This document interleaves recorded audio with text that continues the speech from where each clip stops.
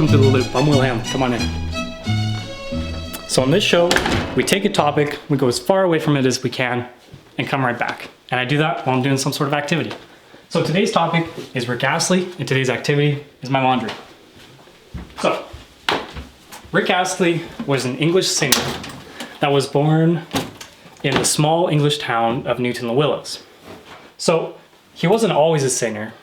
Back in his youth, he actually played the drums for some local bands, but eventually he got the chance to become a singer. And he got a record deal in London, and arguably one of his most famous songs, Never Gonna Give You Up, was released. So after that, he asked himself, like, what could he do next?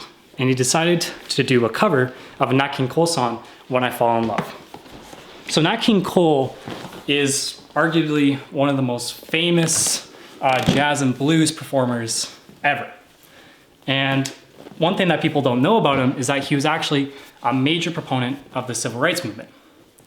He wasn't always a big supporter, and he actually performed at some segregated venues, but eventually members of the movement convinced him to join, and he stopped performing at those venues, and he decided, I'm gonna be a member of the civil rights movement. He organized parts of the March on Washington, and some other major things, so it's pretty interesting. But another thing that people don't know about him is that he is actually, or he was, a Freemason.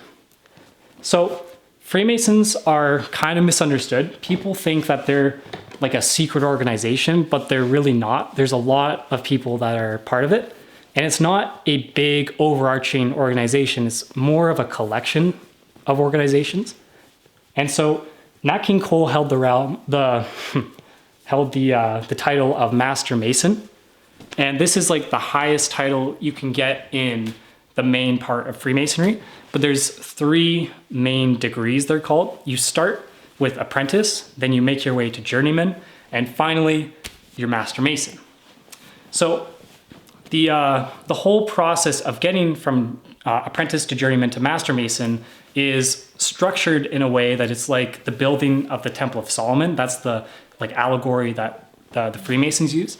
And so the Temple of Solomon was this Jewish temple that was ordered to be built by King Solomon way back when in ancient times.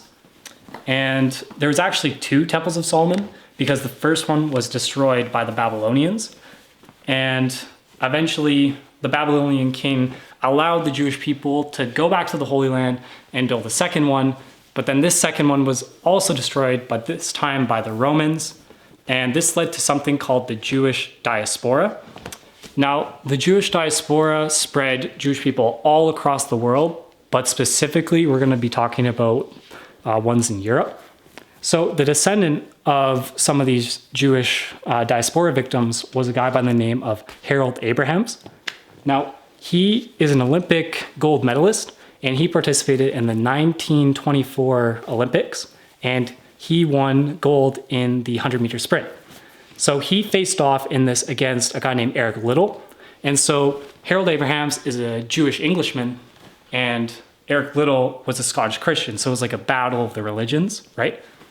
And so this whole event was memorialized in the movie Chariots of Fire. And this was an Oscar, Best Picture winner. And it was written by a guy named Colin Wayland. And Colin Wayland was growing up in the small town of, you guessed it, Newton-le-Willows, the same small town as Rick Astley. Thereby closing the loop as easily as doing my laundry.